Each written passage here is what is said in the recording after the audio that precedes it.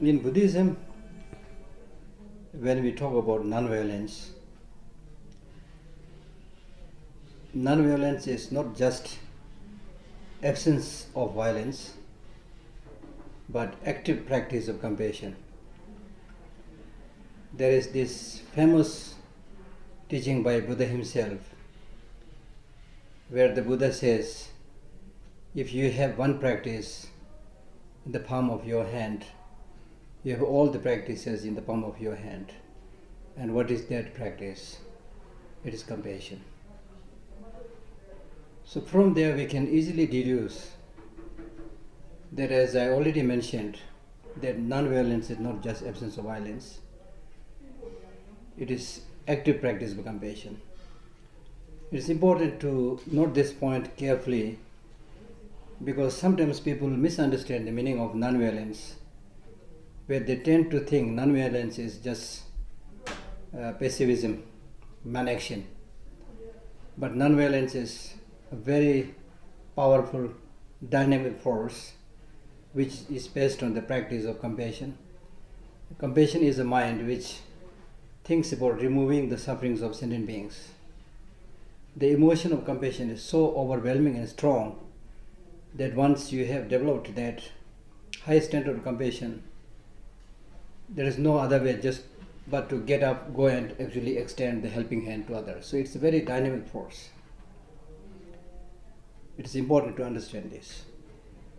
And on a larger scale, the need to practice non-violence should be understood in the perspective of everything being interlinked and interdependent. Since you are dependent and interconnected to every other parts of the universe, environment and sentient beings, it is nothing but common sense that you cannot harm those like your environment and the people on which you are dependent. For example, your hand cannot go down and harm your leg, because these two are not only interlinked but interdependent and mutually supporting each other.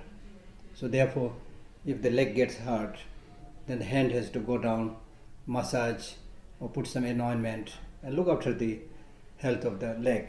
So similarly, the rest of the sentient beings or human beings or the environment or the planet on which we live, we are very, very heavily, directly or indirectly dependent on them. So it is from this understanding that even if you think in terms of your own personal well-being, you cannot afford to harm others. So therefore, as I said, not only not harming others, but it is active practice of helping others. As His Holiness the Dalai Lama extends this point by saying that if you can help others as much as you can. If you cannot help, at least refrain from harming them. So that basically summarizes the meaning of practice of non-violence. And of course, if you want to develop a more deeper understanding of the meaning of non-violence and its practice as is taught in Buddhism, then you can follow the life of Buddha himself, read his story, and also read many of his teachings.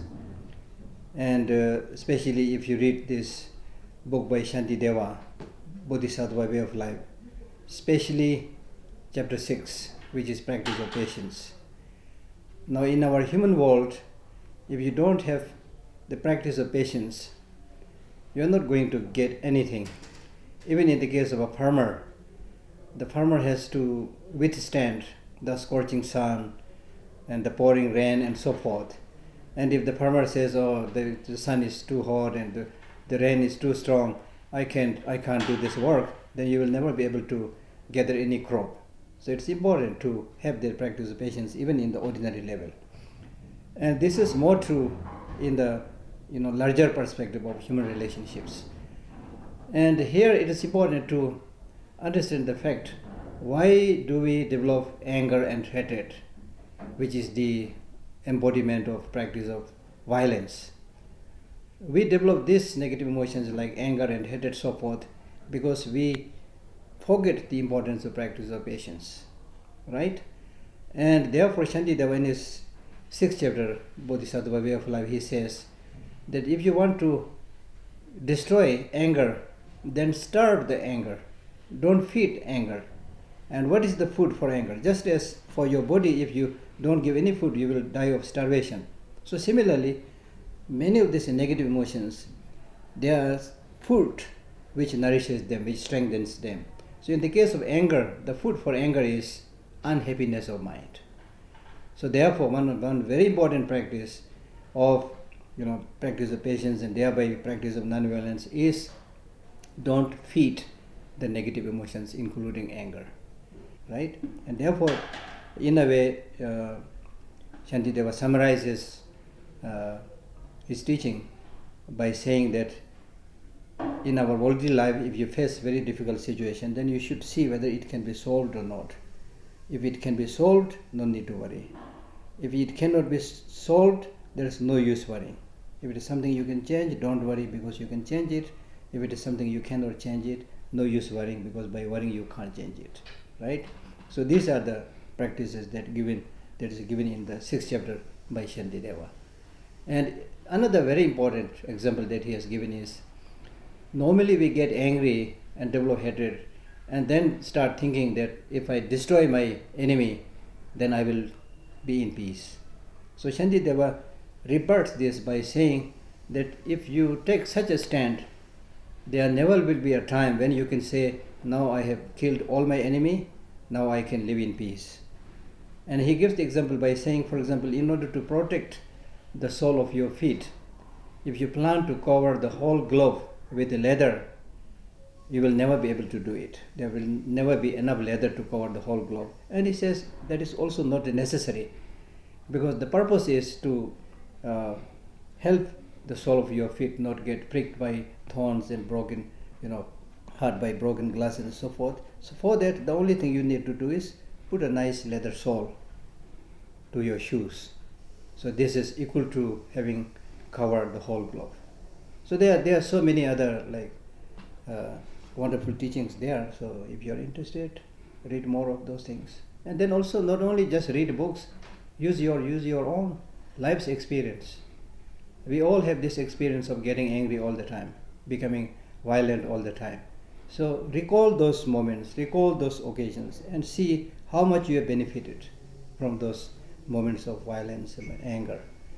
And of course, every time we get angry and violent, and when the anger has cooled down, normally we all regret.